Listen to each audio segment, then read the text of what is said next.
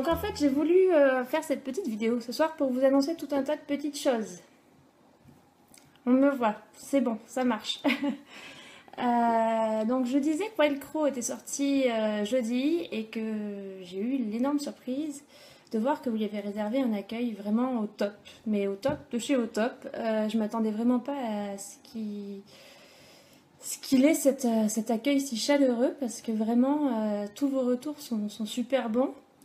J'ai eu que 2 retours, je crois, qui étaient mauvais. C'était pour des personnes qui s'attendaient à avoir une romance érotique, alors que j'avais bien spécifié que je n'en écrivais pas. J'avais mis des warnings partout pendant 2 mois pour dire que ça n'en était pas. Tant pis pour elle. Voilà. C'est bon, Cassandra aussi. Tu me vois. Bon, super. Et ben, du coup, je tenais à vous remercier énormément parce que vous avez été super. Vous vous êtes lancé dans l'aventure Monty Valley Wild Crow sans trop savoir où vous partiez déjà, parce que c'est un univers un peu spécial, vu sous un angle qu'on n'a pas l'habitude de voir. Donc, ben, merci beaucoup déjà. Vos retours, j'ai eu des messages privés, des messages un peu sur les réseaux. J'ai pas l'habitude d'en avoir autant, ça fait plaisir, c'est un sacré retour. Coucou Stéphanie, t'as pu te libérer, c'est cool. Du coup, ben, je vais vous annoncer une petite nouvelle, voilà, parce que toutes celles qui se sont lancées dans l'aventure, Rose, c'était nul ces retours. Oui, bon, elle s'attendait à autre chose, quoi. C'était certainement pas ce que j'avais écrit qu'elle voulait trouver dans le livre. Tant pis pour elle. Au moins, il y a quand même des gens qui ont apprécié et ça, c'est le meilleur retour que je puisse avoir. Donc ça, c'est top. Et du coup, ben, je vais vous annoncer une petite nouvelle ce soir. On va commencer les révélations. Toutes celles qui ont lu le premier tome m'ont maudit pour la fin de ce premier tome. Pour celles qui ne l'ont pas lu, je ne vais rien dire, on ne va pas spoiler. Mais pour celles qui ont l'habitude de lire mes romans, souvent les fins de tome, elles sont un petit peu sadiques. Parce que j'ai tendance à vous laisser sur la fin. Je pense qu'il y en a ici qui peuvent en témoigner. Donc, certaines m'ont maudit. Et du coup, ben, je vais vous dire la date de sortie du tome 2. Le tome 2 va sortir au mois d'avril. Alors, il va sortir fin avril. Non, sans blague. Alors, ça, c'est clair. Merci, Cléa. Et du coup, oui, le tome 2 va sortir fin avril parce que je vais vous annoncer après une autre nouvelle au mois d'avril qui fait qu'il ne pourra pas sortir en début de mois parce qu'il va y avoir autre chose qui m'est tombé dessus à ce moment-là. Et du coup, le tome 2 de Wild Crow sortira le 25 avril. Vous pouvez le noter dans vos agendas, ça vient d'être fixé, ça ne bougera plus. Voilà. Muriel, je suis sadique, oui c'est vrai, je suis sadique sur la fin des tomes, mais tu l'as dit toi-même, t'aimes bien ce genre de fin parce que ça te donne envie de lire la suite. C'est le but aussi, vous donner envie de continuer l'aventure, sinon ça n'a pas d'intérêt. Diabolique même, d'accord, je note. Alors du coup, ben, je vous donne rendez-vous le 25 avril pour la sortie du tome 2 et tout comme le tome 1. Vous pourrez le retrouver sur toutes les plateformes numériques et chez vos libraires sur commande aussi. Pour ce qui est du tome 1, d'ici la fin du mois, il va être disponible dans les librairies en France sur commande. Donc vous pourrez aller chez votre libraire habituel si vous avez l'habitude d'aller chez quelqu'un en particulier et lui passer commande tout simplement pour avoir le livre qui arrive chez lui. C'est nouveau pour mes romans parce que j'ai décidé de passer par Igibook qui est un diffuseur, donc je vais être sur le catalogue Hachette, ce qui va permettre au livre d'être disponible un peu partout, chose qui n'est pas encore le cas pour tous les autres romans. Et du coup, ils me permettent aussi d'être diffusés numériquement sur un peu toutes les plateformes et pas seulement sur Amazon et Kobo, ce qui laisse la porte ouverte à ceux qui utilisent d'autres supports. Voilà. Myriel, oui, tu aimes ça, les fins sadiques, tu l'as dit dans ta vidéo. Et d'ailleurs, elle était vraiment magnifique, cette vidéo, et je te remercie du fond du cœur. Vraiment, elle était très touchante, et tu as parlé de Wild Crow avec beaucoup de passion, ça m'a énormément touchée. Ah, la couverture. Ah, justement, venons-en à plus d'informations sur ce tome 2. Alors, la couverture, je vais vous la dévoiler ce soir. Voilà. Elle est faite depuis un petit moment, mais c'est encore un peu tôt. Il reste 3 mois avant la sortie, mais je vais vous montrer la couverture ce soir après le live. Je vais vous la dévoiler sur ma page. Et pour la sortie du tome 2, je pense faire comme j'ai fait pour le tome 1, vous dévoiler quelques semaines avant sur le site les premiers chapitres pour vous mettre dans le bain, pour vous remettre dans le bain après ces 3 mois qui seront écoulés, pour que vous n'ayez pas perdu le fil de la saga de Monty Valley, de Jerry et de ses hommes. Voilà.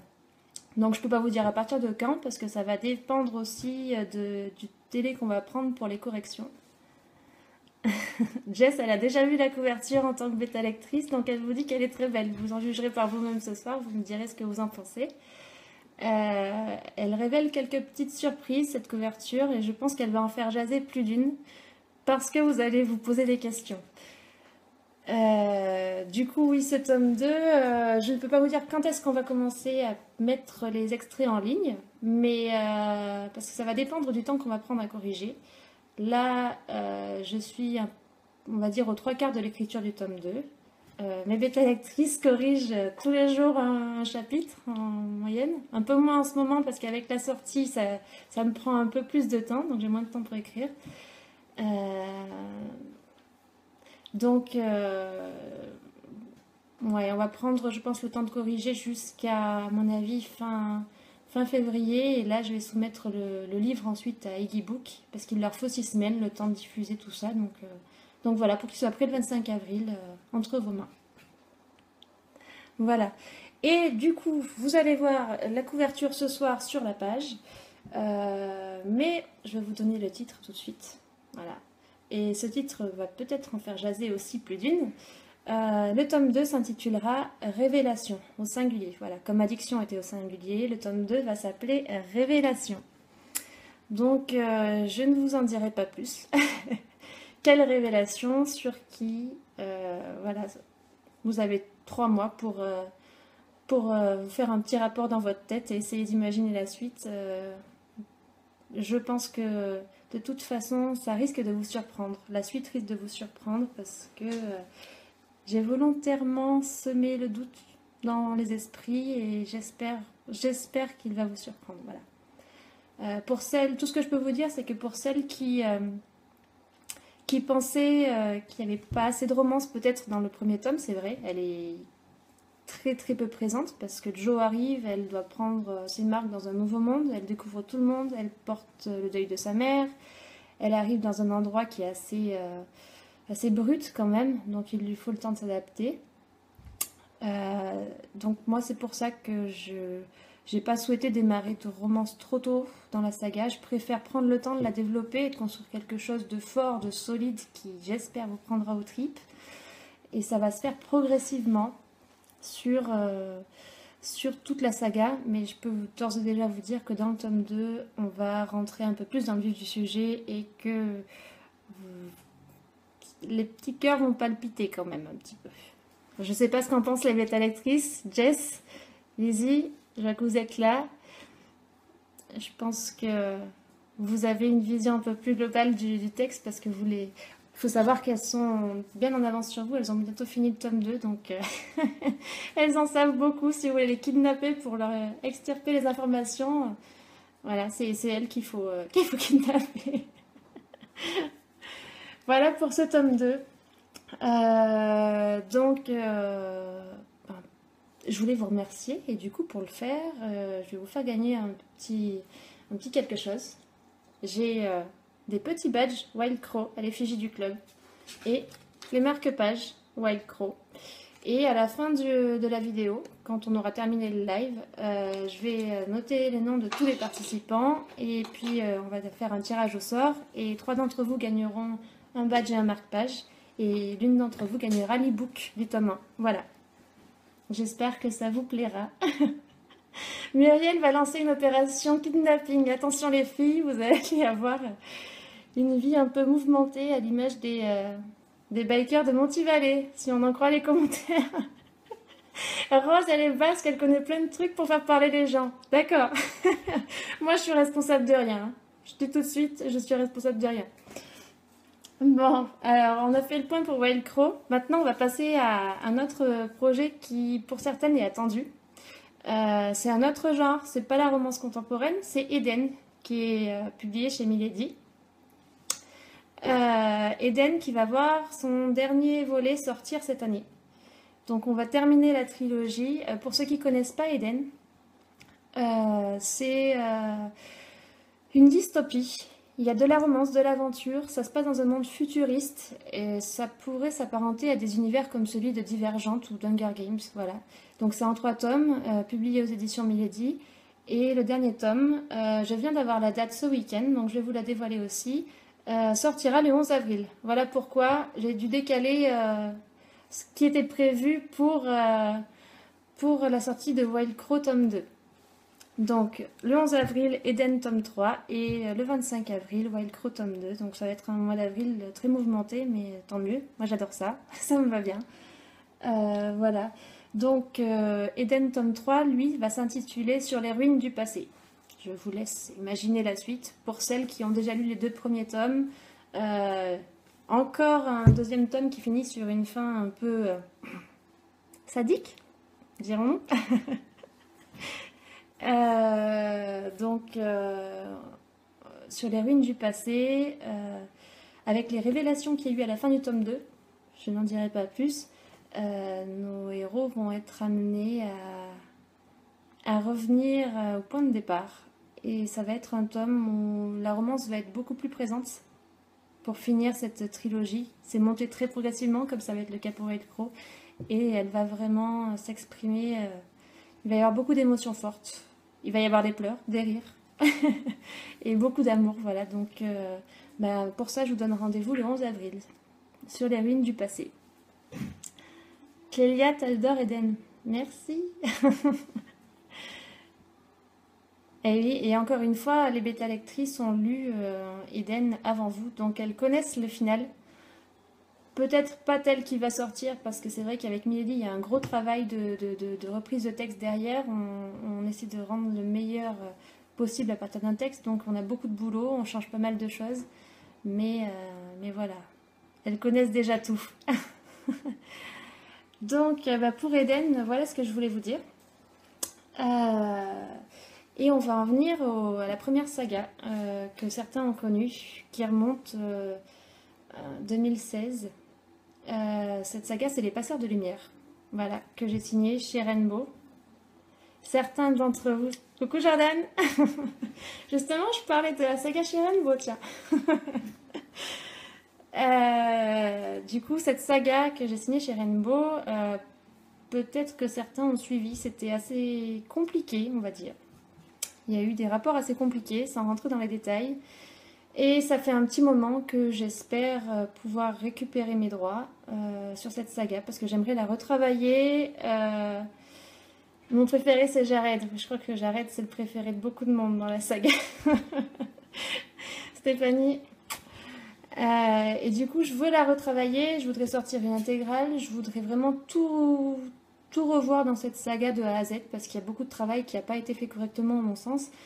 Et je viens d'apprendre que septembre 2019, les droits me seraient rendus et non pas 2021. Donc c'est une super nouvelle, parce que je vais avoir 2 ans de moins à patienter pour récupérer mes passeurs, mes premiers bébés. Donc ils me tenaient énormément à cœur, parce que c'est la première histoire que j'ai écrite jusqu'au bout et que j'ai portée et que j'ai amenée jusqu'à un éditeur. Et je vais l'auto-éditer, donc je pense que ce sera pour début 2020, du coup, le temps de la retravailler correctement. Ressortir avec de nouvelles couvertures, ça sera top, parce que j'ai hâte de bosser dessus déjà. J'ai hâte de proposer quelque chose de plus simple, de plus direct, et quelque chose de plus moderne aussi. On va tout revoir, de toute façon, le texte, la couverture. On va approfondir aussi un petit peu l'histoire, les personnages. Je compte sur mes super bêtas pour m'aider là-dessus. On a un peu de temps avant, on a encore du boulot sur d'autres sagas. Mais voilà, 2020, les passeurs seront de retour en auto-édition cette fois et dans une version 2.0 qui j'espère vous plaira autant que la première. Merci Steph, c'est gentil. On vous a envoyé plein de commentaires. C'est pas forcément évident de lire en même temps. Je pense qu'il y en a la plupart que je vais pouvoir lire après à tête reposée parce que là, c'est pas évident. C'est un peu comme rentrer sur un plateau de tournage sans connaître son texte. C'est casse-gueule. C'est stressant, mais c'est super excitant aussi de pouvoir échanger avec vous. Parce que c'est vrai qu'il y en a très peu que j'ai pu voir en salon. Et vu que je vais pas à Paris cette année, et ben, c'est pas cette année non plus que je vais rencontrer toute la partie Belgique, nord de la France. Ah, quoique nord de la France, tant qu'on y est, on va partir sur ce point-là. Je fais très peu de salons. Cette année, je vais n'en faire qu'un. Je ne vais en faire qu'un.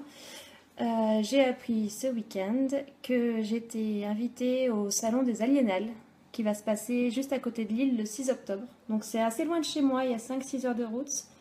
Mais c'est un salon qui me tient énormément à cœur. J'ai bataillé pour avoir ma place et Milady m'a permis de l'avoir, donc c'est une grosse satisfaction. J'y présenterai donc la saga, l'intégrale de la saga Eden, du coup, parce que les 3 tomes seront sortis. Et donc je serai là pour présenter cette saga-là sous les couleurs Milady. Et bien évidemment, rien ne vous empêchera de venir avec les autres livres si vous voulez que je les dédicace. Ça va me permettre aussi de venir un peu dans le nord de la France. Parce que bon, 5-6 heures de route, je ne vais pas le faire 3 fois par an. Mais c'est l'occasion idéale de venir rencontrer ceux parmi vous qui habitent dans ce coin-là. Et donc voilà, amis belges, amis du Nord, si vous êtes par là le 6 octobre, venez à... Alors attendez, le nom de la ville, j'ai du mal à le dire, il est compliqué. Allenez-Léo-Bourdin, j'espère pas me planter, c'est à 10 km de Lille. C'est un salon fantastique qui commence à prendre beaucoup d'ampleur. Ça devient assez compliqué d'y avoir une place, notamment en tant qu'auto-édité. Donc cette année, ce sera sous les couleurs Milady. Et l'année prochaine, je ferai tout pour y revenir en auto-édition. Parce que l'année prochaine, je vais vous en parler juste après. Il y a un autre projet qui est en train de se monter dans ma petite tête et je vais vous le présenter après. Donc voilà, je suis dans le Nord. Bah super, ce sera l'occasion Aurélie, comme ça on pourra peut-être se voir. Parce que c'est vrai que bon, l'occasion ne se présentera pas plusieurs fois je pense, vu la distance. Mais oui, donc je le redis, c'est vraiment un salon où il y a une super ambiance. Il y a toujours une 50aine d'auteurs. Moi, il y a des auteurs que j'ai envie de rencontrer depuis un moment, donc ce sera l'occasion d'aller les voir en tant que lectrice aussi. Voilà, j'ai hâte. Vivement le mois d'octobre pour pouvoir découvrir ce salon des Aliénales qui me faisait très envie depuis un moment. Voilà. Donc pour les salons, ce sera tout cette année parce que du coup, je ne vais pas à Paris comme je vous l'ai dit. À Paris, on verra l'année prochaine parce qu'en tant qu'auto-édité, c'est un peu compliqué. C'est des frais énormes. Je ne sais pas encore comment je vais m'organiser l'année prochaine, mais on a le temps de voir venir. Du coup, peut-être prévoir ça, effectivement. Je préfère faire 1 ou 2 salons par an, mais les préparer correctement. Et l'année prochaine, il faut savoir que ce sera des salons uniquement en tant qu'auto-édité et plus sous les couleurs d'un éditeur. Voilà. Donc, bon vent, on va dire. Voilà. Trop loin de... Ah oui, c'est un peu loin de tout, hein, Lille. Mais bon, là, je pars à Lille. La prochaine fois, ce sera peut-être Brive. J'aimerais bien, mais c'est un peu compliqué pour y avoir ses entrées, hein. C'est quand même assez sélect. C'est comme Paris. Donc, qu'est-ce qu'il me restait à vous dire? Oui, je vais vous parler aussi de Sons of Alba, parce que certaines d'entre vous avaient adoré Sons of Alba. Et il avait été question, fut un temps, d'une éventuelle suite. À la base, il avait été pensé pour être un seul roman. Et en fait, beaucoup de retours m'ont dit pourquoi il n'y a pas une suite sur l'un des personnages. Effectivement, j'y ai pensé, sauf que l'inspiration n'est jamais venue. C'est malheureux, mais l'inspiration n'est jamais venue pour ça. J'ai pas la petite étincelle qui fait que hop, on a l'idée et puis on se lance. Non, ça vient pas. Donc, on peut pas se forcer. Je suis désolée pour celle qui aurait voulu une suite. À la base, il avait été pensé pour être un seul livre. Et du coup, il n'y aura pas de suite. Par contre, pour quand même de savoir ce que sont devenus ces personnages, je pense que pour Noël, je vais réaliser un recueil d'histoires courtes en fait, où on va faire une projection, que sont-ils devenus, et pas forcément seulement sur Sons of Alba, mais sur un peu tous les romans que j'ai écrits, dont je détiens les droits. Voilà. Un petit... on s'était dit rendez-vous dans 10 ans. Voilà. Donc, il n'y aura pas les passeurs pour cette fois-ci, peut-être pour la prochaine. Mais qui est devenu Cupidon, qui est devenu... que sont devenus les frères MacLeod. Ouais, ça peut être une idée pour Noël, vous faire un petit recueil d'histoires courtes, un petit cadeau de Noël pour vous, voilà. Lizzie, tes bêtas ne sont pas prêtes d'être au chômage, ça c'est sûr. J'espère que vous êtes motivés parce qu'il va y avoir du lourd, hein, on va pas arrêter. Et du coup, c'est l'occasion de parler de la suite.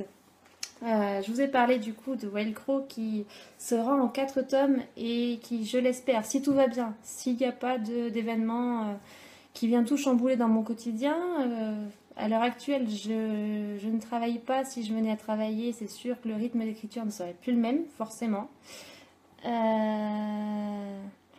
Donc, où j'en étais? Ça y est, je suis perdue avec les commentaires. Kai, oui, Kai. Du coup, l'année prochaine, normalement janvier, j'espère, finir la saga Wild Crow. Voilà, le 4e tome sortirait pour janvier 2019. Si le compte est bon, c'est ça, 2019 l'année prochaine. Voilà, donc ce qui me laisse champ libre pour la suite de l'année 2019, et c'est là que je vous présente la prochaine saga. Pour celles qui aiment uniquement la romance contemporaine, ce ne sera pas forcément votre tasse de thé. Par contre, je sais que certaines d'entre vous aiment tout ce qui est fantastique et bitlit. Et ça tombe bien, parce qu'on va tomber en plein dedans. Voilà. Donc, je vous présente en avant-première un projet qui est déjà commencé. Pensé depuis très longtemps dans ma petite tête, il commence à être bien rodé.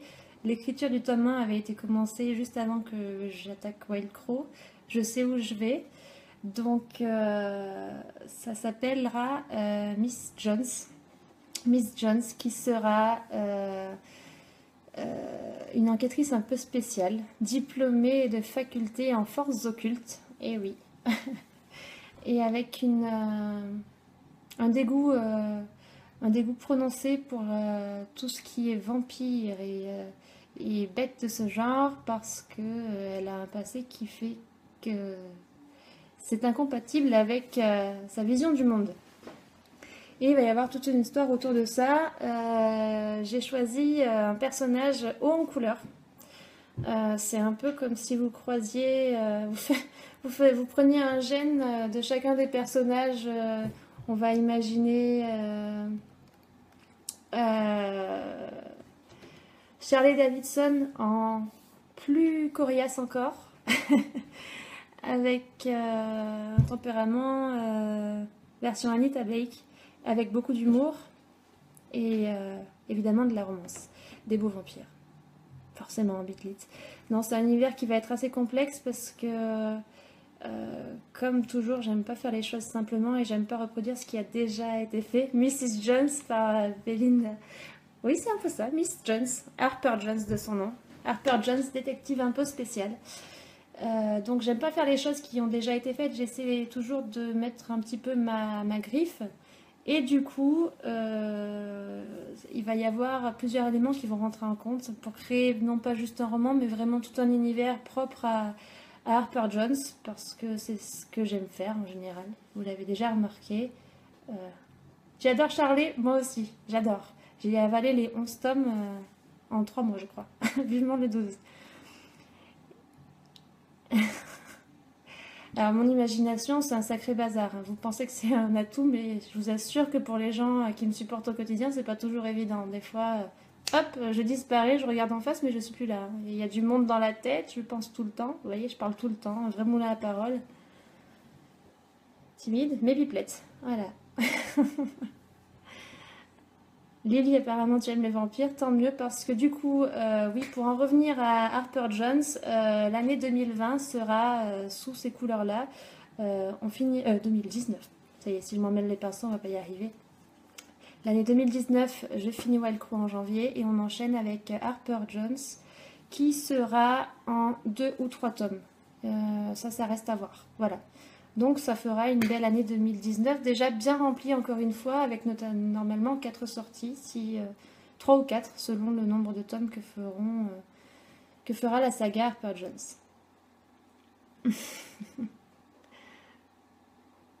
Harper, Charlie, il y a des fans.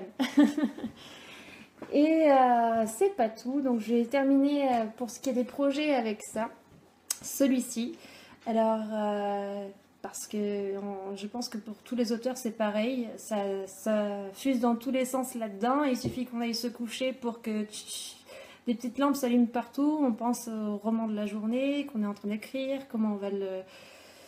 On imagine une scène, puis non, on l'imagine comme ça, on essaye plusieurs scénarios pour voir lequel sera le plus crédible, et c'est toute une réflexion en amont qui est assez énorme.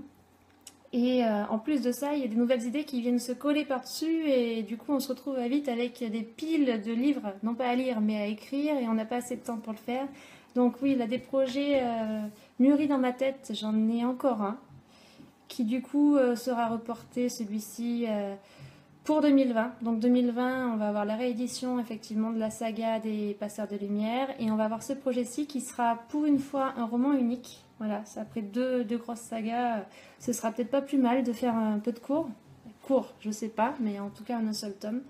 Et il s'appellera Aziel, H-A-Z-I-E-L. Et ce sera l'histoire d'une jeune femme qui se sent en complet décalage avec tout son univers. Et tout simplement qui s'est réveillée seule dans la rue avec plus aucun souvenir en fait. Voilà, elle ne se souvient plus qui elle est, comment elle s'appelle, d'où elle vient. Elle n'a plus aucun souvenir, elle se réveille dans la rue et elle essaie de survivre comme elle peut dans un monde où elle n'a plus aucun repère, alors qu'elle se sent en total décalage avec tout le reste. Et ce sera, une fois encore, du fantastique. Voilà. Ça va peut-être un petit peu se rapprocher de l'univers des passeurs, justement, pour ceux qui aimaient les passeurs. 2018 bien rempli, 2019 aussi, ah oui, et puis 2020 du coup bien rempli aussi, donc là je vous dis, en projet on est booké jusqu'à 2020, donc il va falloir trouver du temps libre pour écrire tout ça, et puis mes bêta lectrices, elles vont avoir du boulot. J'en profite aussi pour les remercier, parce que pour le tome 1 de Wild Crow, j'ai eu 5 bêta lectrices qui ont fait un boulot monstre. Toutes avec leur petite spécialité.